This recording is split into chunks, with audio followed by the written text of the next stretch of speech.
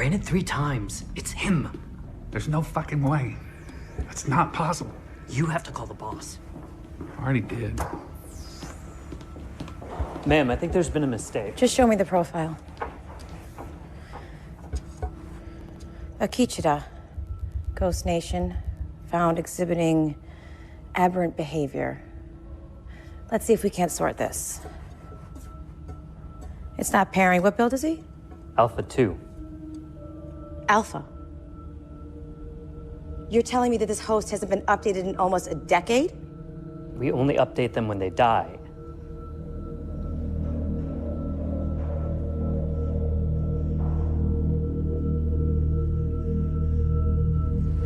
Put him back. Ma'am, shouldn't we... Give him the update and put him back wherever the fuck he's supposed to be. Quietly.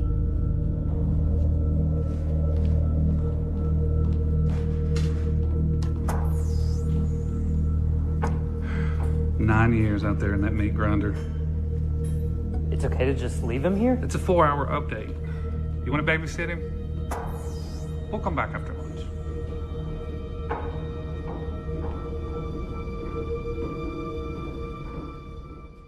So let's move on to Westworld. Kiksuya. Do you want to give us some background information? I don't actually know too much. I watched some of the like behind the scenes stuff, and they just seem like a lot of Hollywood hipsters who wrote this kind of stuff. So maybe you can illuminate me on what's going on here. Yes, I will kind of.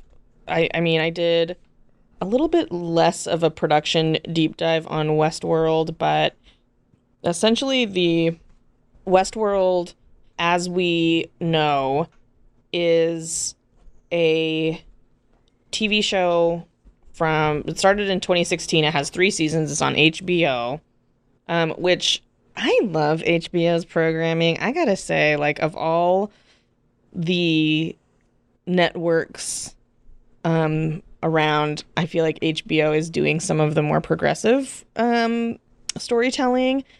Their only native TV show is that one that is like another miniseries that's a leather and feather miniseries, also about Wounded Knee.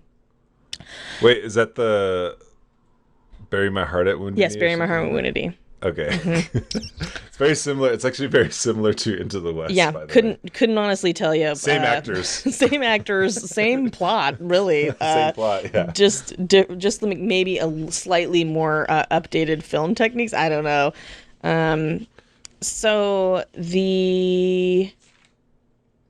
there were 2 writers on Kiksuya, which, as you mentioned, is a word in Lakota that means to recall or recollect.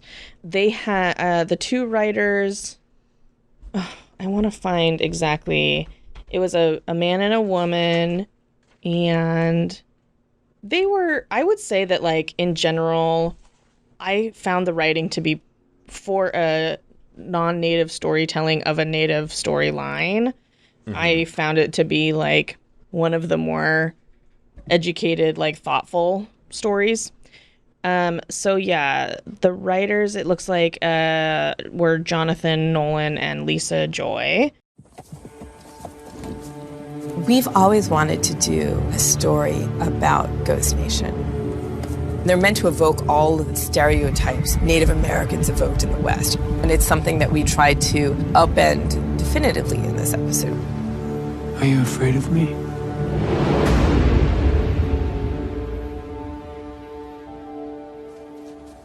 When I found out that they were going to do a whole episode basically on the Ghost Nation, and I was going to be the lead of that, I was very excited.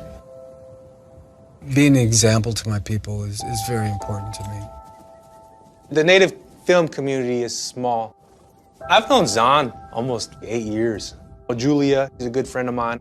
We just all pull for each other, because when one of us wins, we all win. And then get to work with them. That, to me, was special. It became like a family environment for us on set. The name Kiksuya means warrior, or strong soldier. He's on a path to truth, love, his existence, trying to figure out what's going on. and nothing's going to stop him. And it's essentially the story of this, Westworld is this kind of like technological, like it's like kind of the story of the what is the term that we were using a few years back that was like not synergy, but when robots become human. Oh, AI or it's like I don't know. It's like a verb. It's like the synthesis or something like this, like the merging of AI and human stuff. Yeah. But yeah, it's essentially about like this theme park that is called Westworld, and all of these characters are like they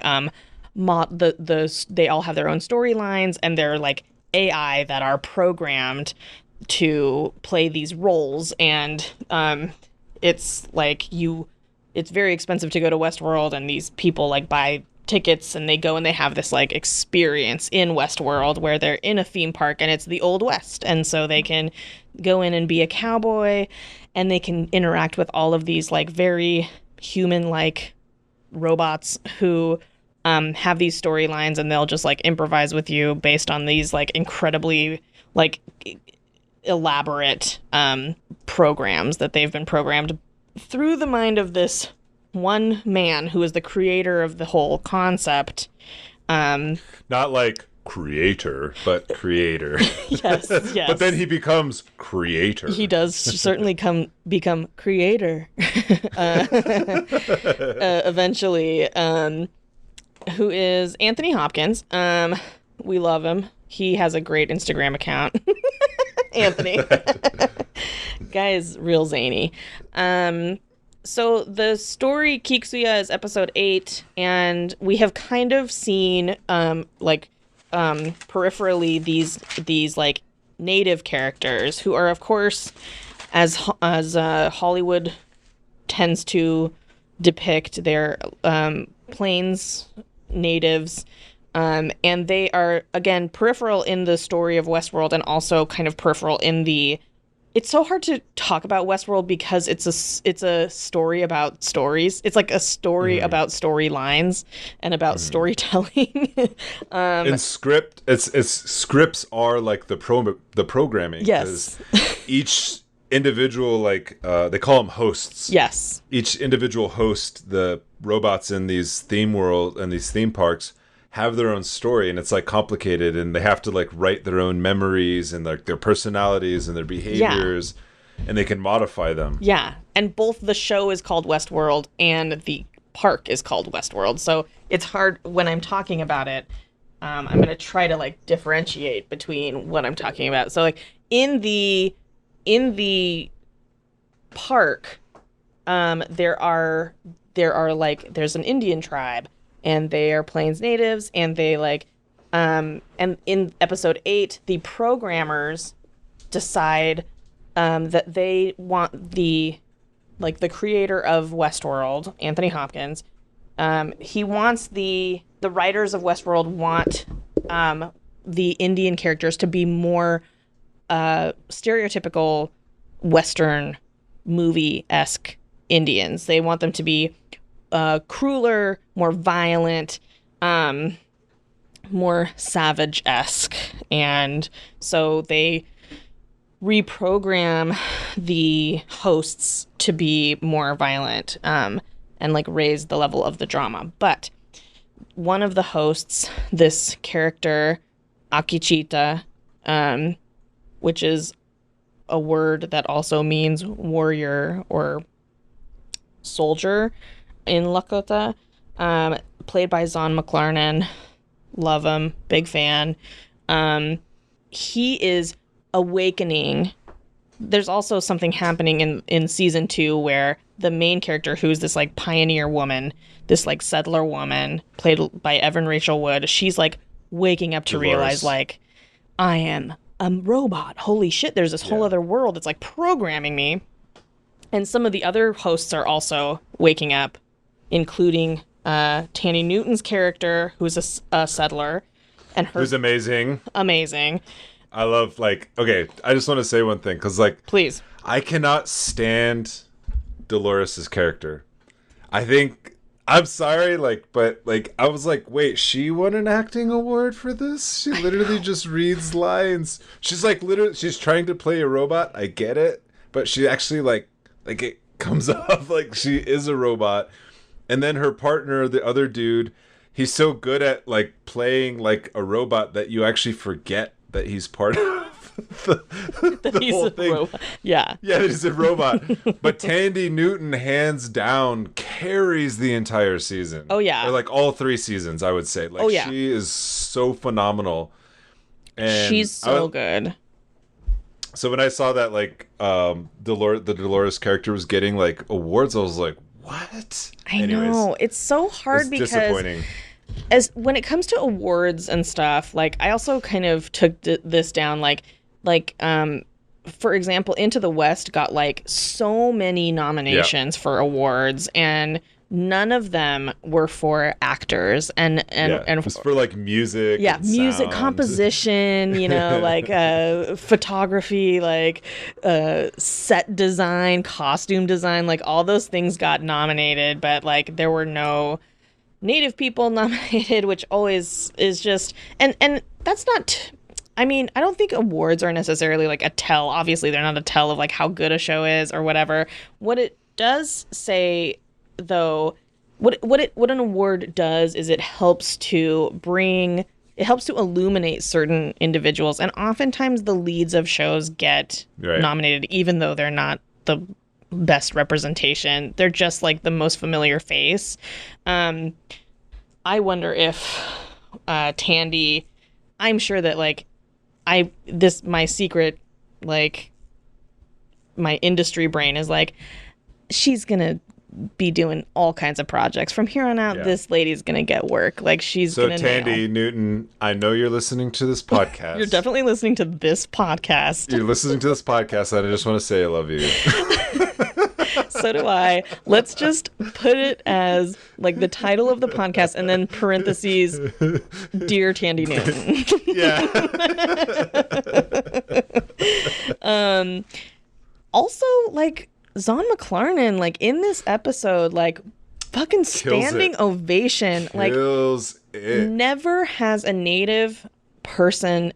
We rarely get these roles that are like that show depth, you know, like something that we didn't care about in Into the West was any of these characters' feelings about any of this. It's like really sad shit happening, but we're like, what? This guy is sad, and yeah, it's sad generally, but like in there were very poignant moments that and I watched interviews of Zahn saying like what a great opportunity it was to like really dig deep into this character and to like emote on screen, you know, as a robot even, you know, which is like such a great dynamic. Anyway, it was so yeah, in this episode Akecheta it's not only a story of his like awakening to the fact that he's like in this kind of virtual world that somebody else created, but he's seeking the answer and he's seeking to find the way through the maze. And there's all this symbology of a maze, and he's trying to find the door, and he's also simultaneously, we're seeing this evolve through a love story that he has with an actress named Julia Jones, who plays Kohana, his love interest.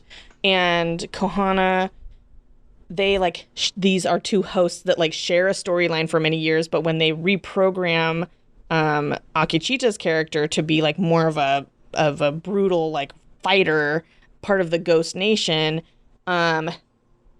he is deprogrammed to know her, but in his mind he like sees her in an interaction with Irene Bernard.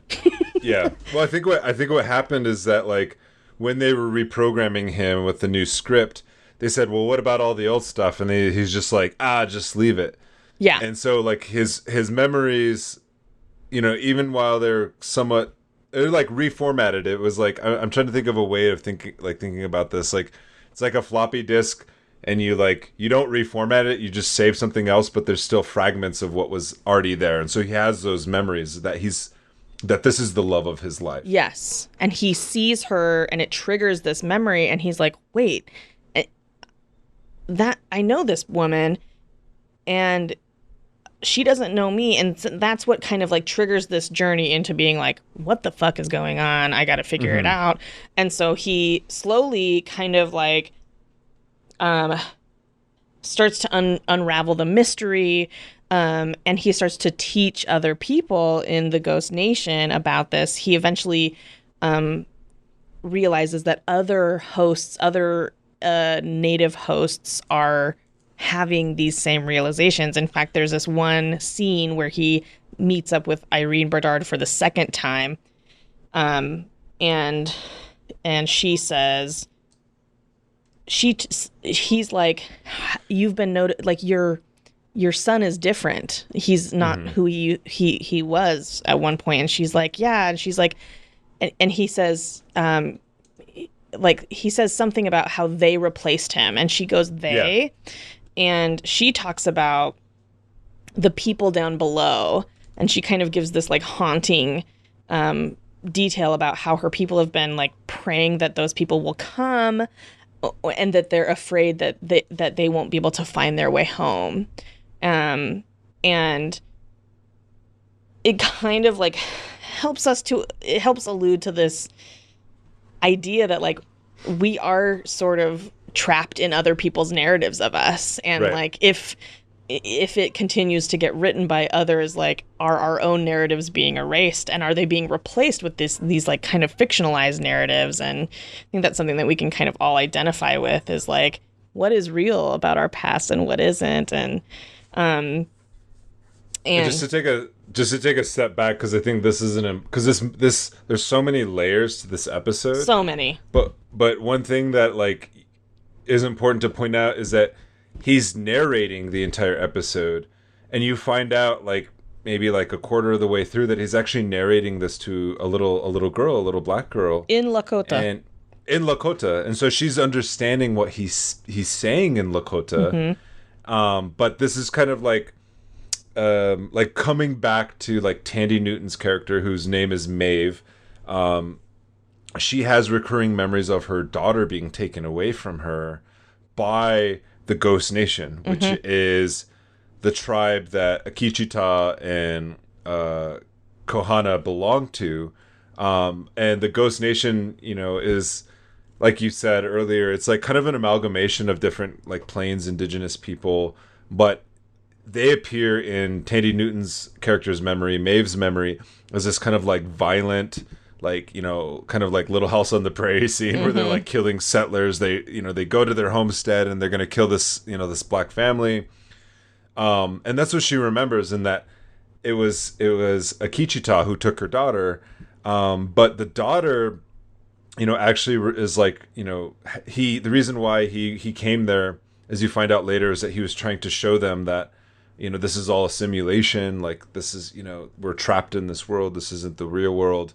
And so there's something to be said, like, I don't want to like jump straight into analysis, but there's something to be said about like the black and indigenous characters in Westworld actually getting red pilled, like figuring out that it's like, and it's actually Zahn McClarnon's character who's like red pilling all the other hosts and saying like, this is all an illusion.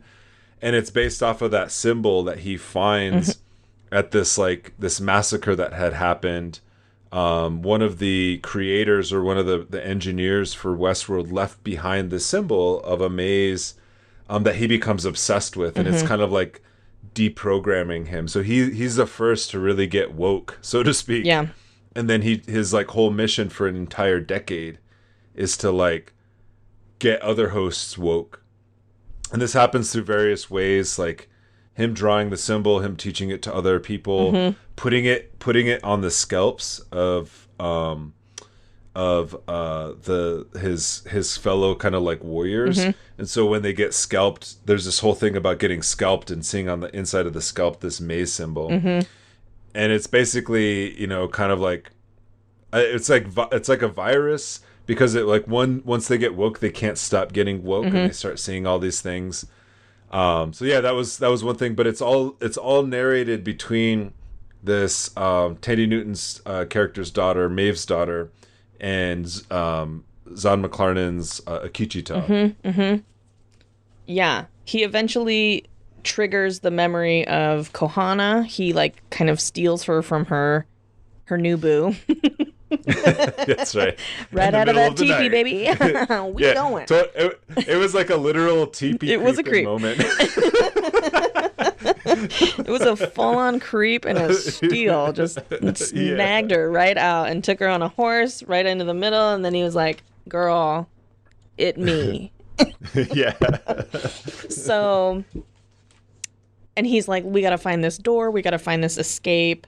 And but then and they kind of like start on this journey to find it, but then she gets taken by the programmers of the theme of the park, the Westworld park, when he's like out hunting, and he comes back and he sees her being stolen, and she's in that like robotic state when they're like, "Go neutral," and the robots are like, "Oh," and she's being put into this like cruiser. And then his search also becomes to find her. And one night, so he starts to kind of like not commit suicide, but just like let the park guests kill him so that he can. And one time he gets killed, and because when you get killed as a host, you go and you get fixed up at the warehouse, and they put you back in the park, and so. At one point, they also update your programming. Yeah, they upgrade you. And at one point, he gets killed, and then he finds himself in the lab where they do all of the updates and whatever. And he gets up and he walks around and he sees what's going on, and he goes into the like cold storage is what they call it, where all of the like hosts that they've decommissioned are, and he sees Kohana standing in this crowd of other Ghost Nation people, like naked and cold and just like decommissioned. So their like wiring is turned off, and she's eyes are open and she's just staring ahead, and he is like, Kohana. It's actually like a really sad scene. Yeah, it is. It's really moving because he and his narration in that moment. I mean, I don't want to give any spoilers, but like, how have you not watched this yet? Go and watch it. What his narration is saying in this moment is, I looked around and I realized that like the pain that I feel for Kohana is not just my own. That all of these people there's other people that love them and that mourn them, and so then his like mission is of course intensified, and all while before this happens, I just want to point out that Heart-Shaped Box by Nirvana is being played on a classical piano. Dude, the music in Westworld, fucking out of this world. And the new season, from what I've heard in the other room as my partner has watched it, the new season has an amazing soundtrack. Oh. Actually, it's so good. I mean, that's the first thing that I like usually attach myself to. I'm a very aural person, so like when I started hearing the music that they were playing on the piano in the first season, I was like, oh my god, this is only going to get better, and it sure has. Give them a nomination for that. Slap on a nom. Absolutely.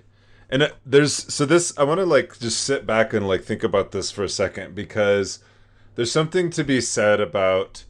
There's like a gender dynamic that's happening here. Like, you know, the first thing that came to my mind was like murdered missing Indigenous women. Mm-hmm.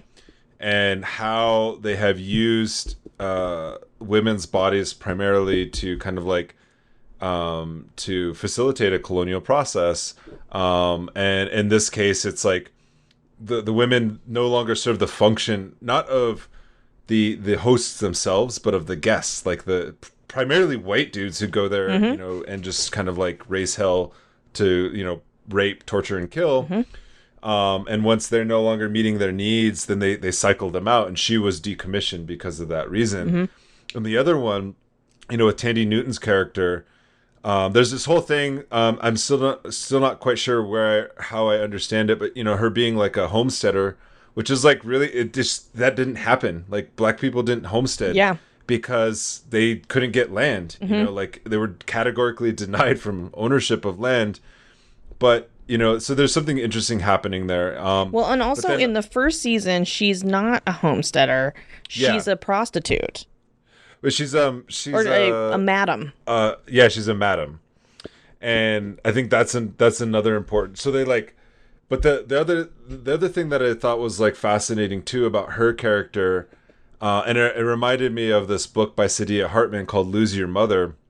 And it's about how like black women's lives are structured on like natal alienation, like meaning that their children are alienated from them at birth to become, you know, through this whole process of enslavement and etc.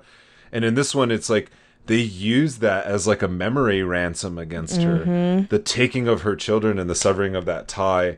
And what brings her back is like an indigenous man, like getting her woke, you know. But there's also his whole thing is, you know, kind of like a very, it could be read as like a kind of, oh, well, I have to save this woman, blah, blah, blah, you know, kind of thing. I'm the man.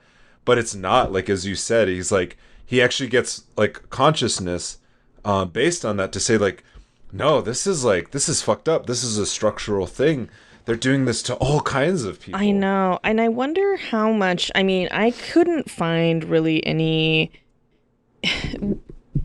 honestly, I wish we could just ask one of the writers to be on this podcast, because I have so many questions.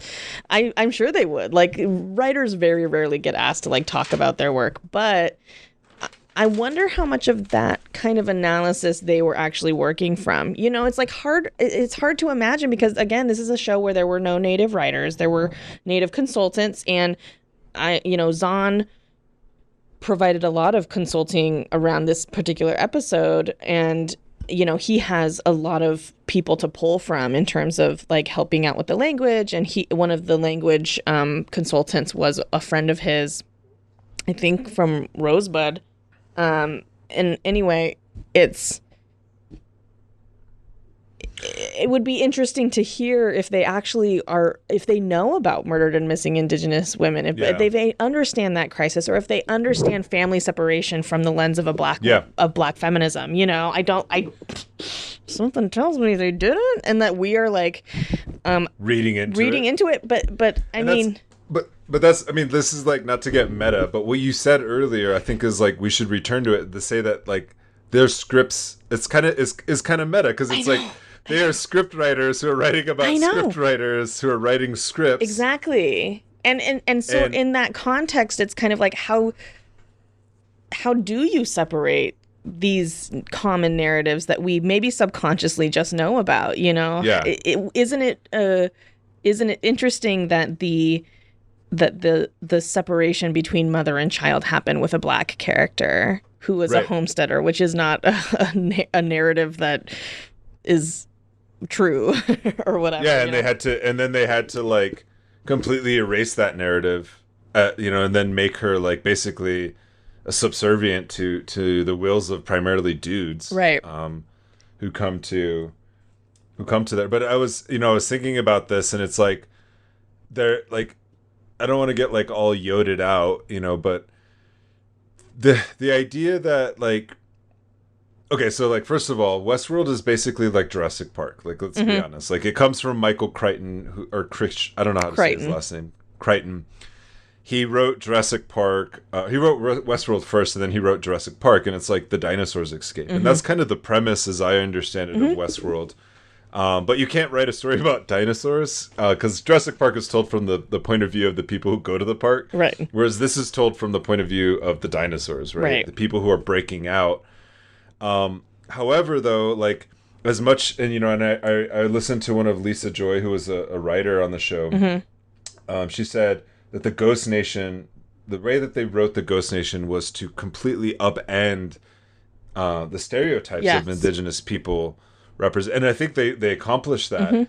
But then at what point do some of this stuff, is it so programmed into them as non-Indigenous people that they may not be like doing it like consciously, but it's subconsciously coming through the script itself. Totally. And so there are traces of that. And I don't think because even if we go back to the oh gosh, what is it called, the test, The Isla test. the Isla test, It doesn't pass.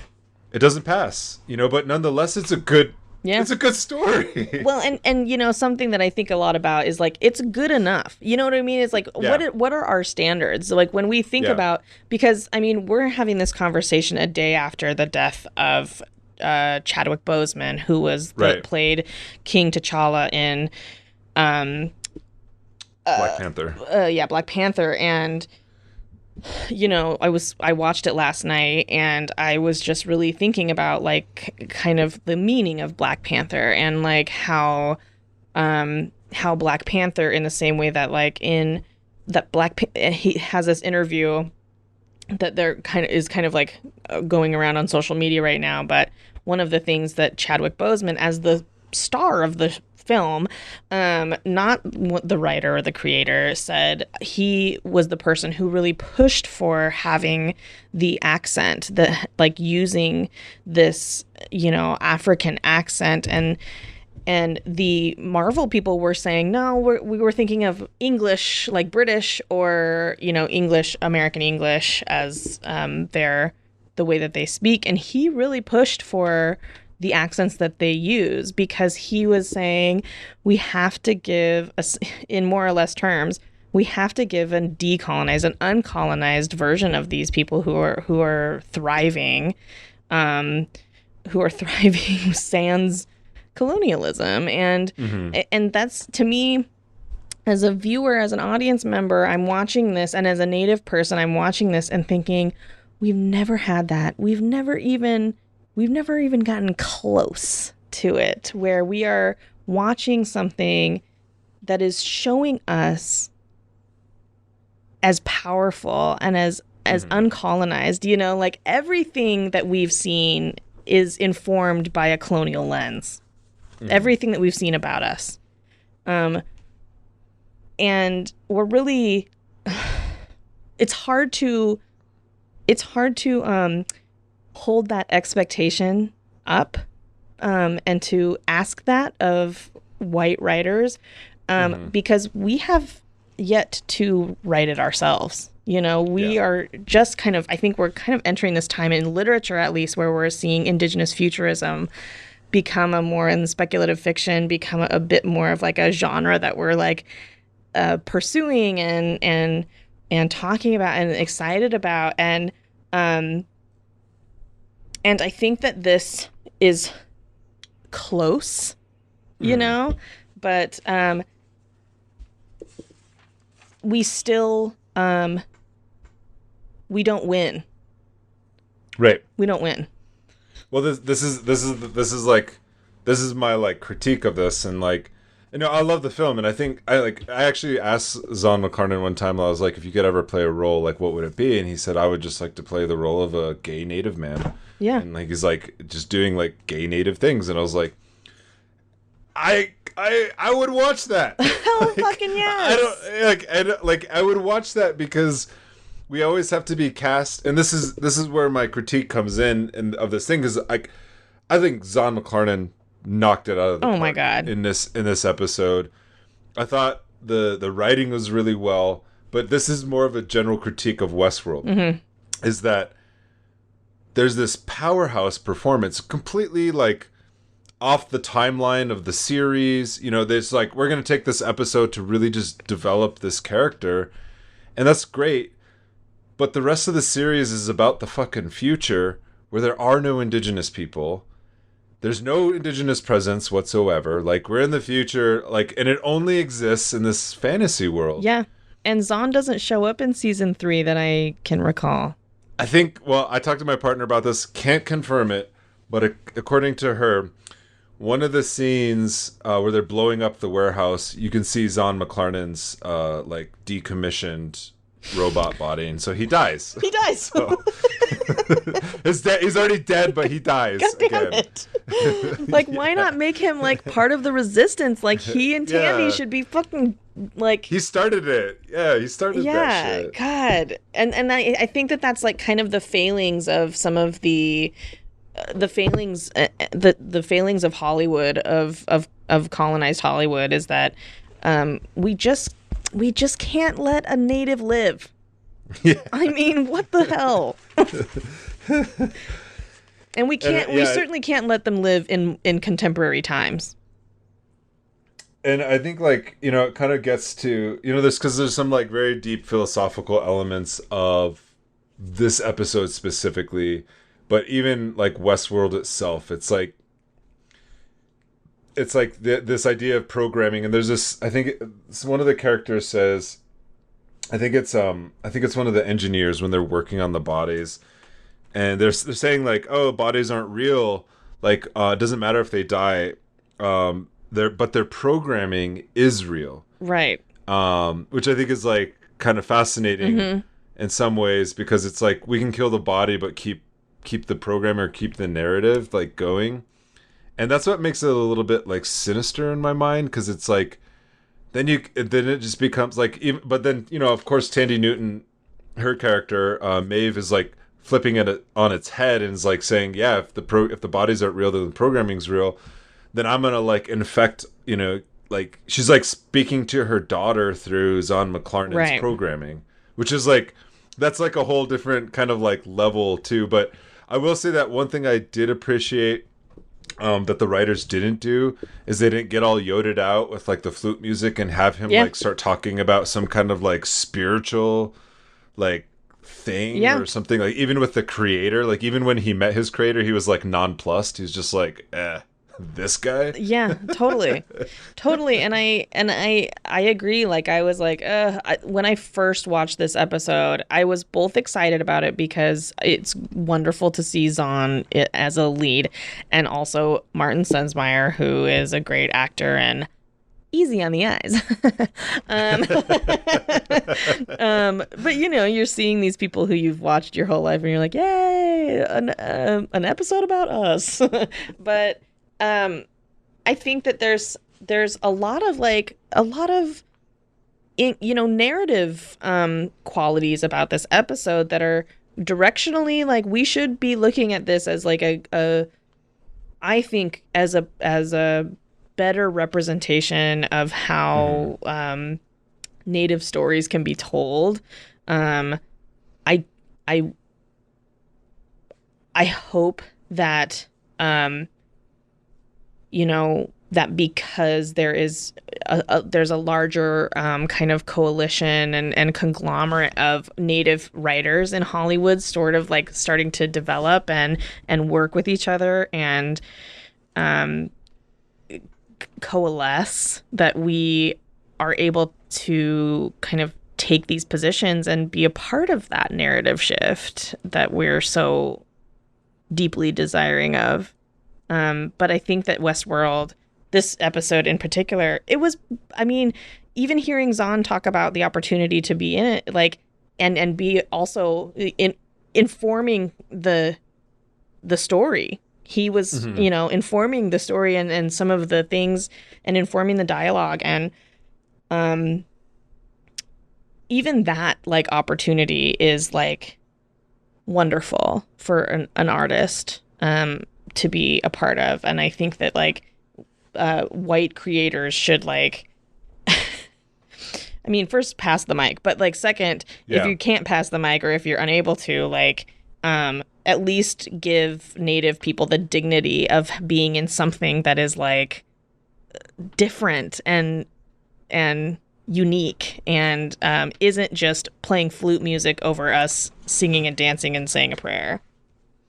Or even playing that 19th century. And that's, you know, that was the thing, is like Zahn McClarnon was playing a 19th century image or stereotype of, like, Native people, you know, and, like, it would have been nice. I mean, he was in a different episode where he was, like, in, like, kind of like a some kind of, like, condo, you know, and he was like modern, but he was still an AI. He was still a robot.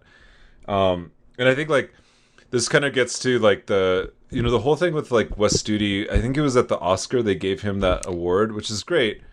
It was a non-competitive and an honorary award. I was like, why don't you just write this guy a fucking movie? Seriously, or give him an award for acting.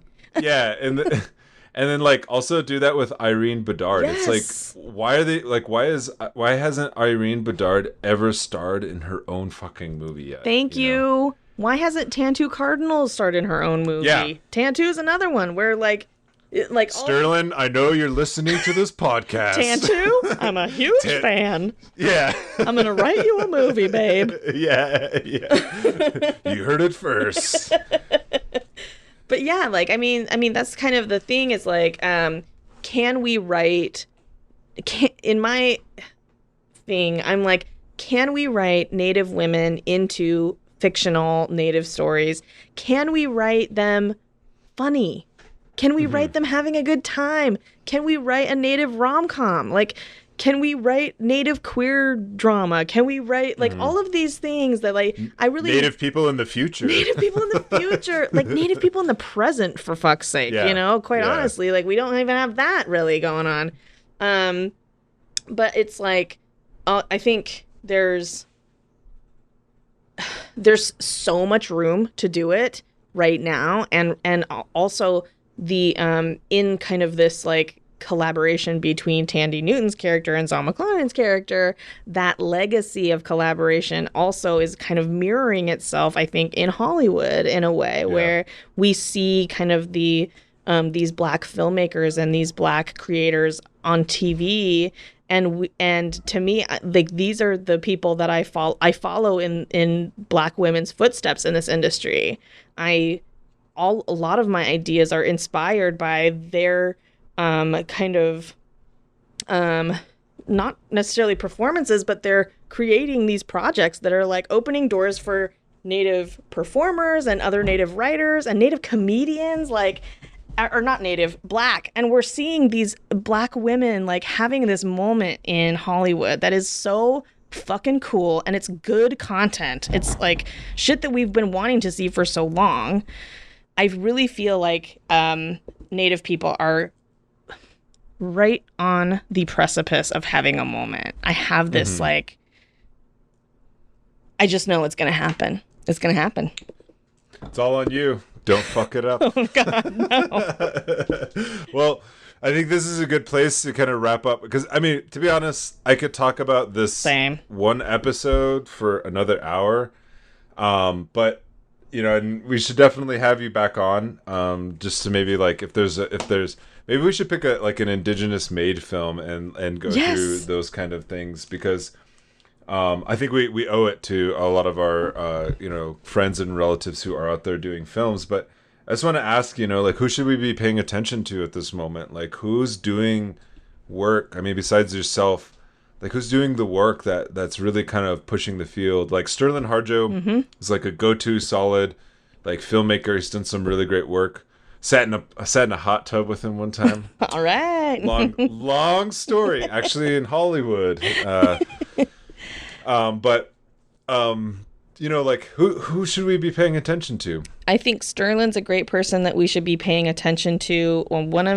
He's working on a project right now that is called Reservation Dogs that he's co-producing with Taika Waititi, and that has an all-native writing staff, which is the first of its kind. And he's done some really amazing things with casting on this project, where he's actually like, he lives in Oklahoma and he has a production company out there, and he is doing all casting out in Oklahoma. So all of his native cast members are not necessarily like Hollywood Indians. They're all like fresh faces, young people, out in Indian country, like being like on TV, and that show's gonna come out. I believe it's gonna be on.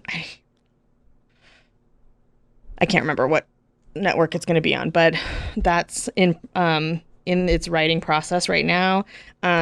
Sierra Teller Ornelas is the comedy babe to check out. She has an overall deal at NBC Universal, and so Rutherford Falls is the first of many projects that she's going to do. She's so fucking funny, and is just like a powerhouse, and has worked on several other projects. I think somebody that I want to shout out, a young filmmaker.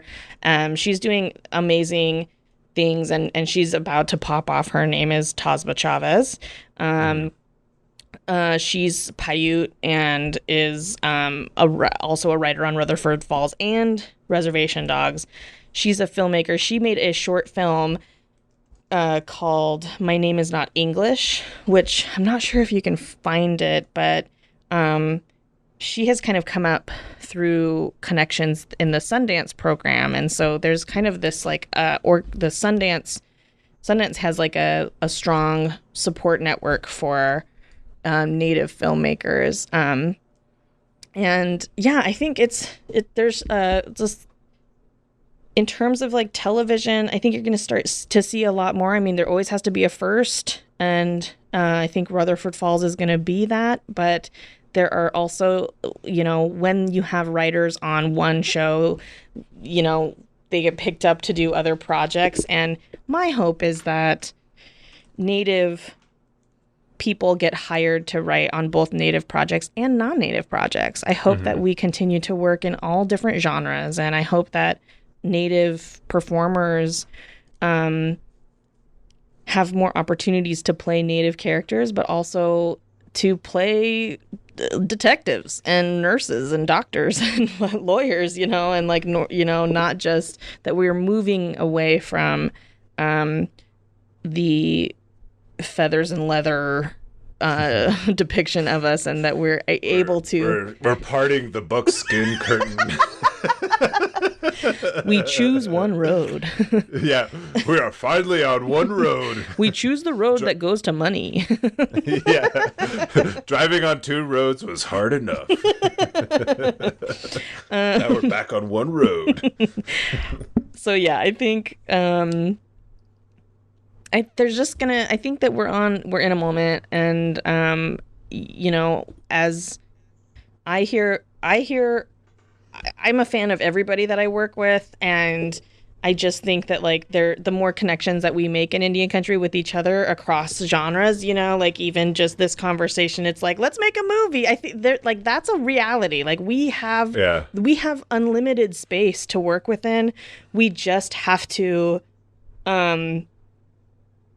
we just have to be ready when the time comes with our ideas, like there's so many streaming networks now that it's like development people in Hollywood are like, I need content, bring us some content. Like we just need people who will make the stuff happen and who will imagine these things. And so the door is open. And I think the work of some of the people that I named and a lot of the people who are writers in kind of Native Hollywood right now, we're ready to pull people up. We're ready to open the doors for people, younger people, and make sure that this industry is for us as well.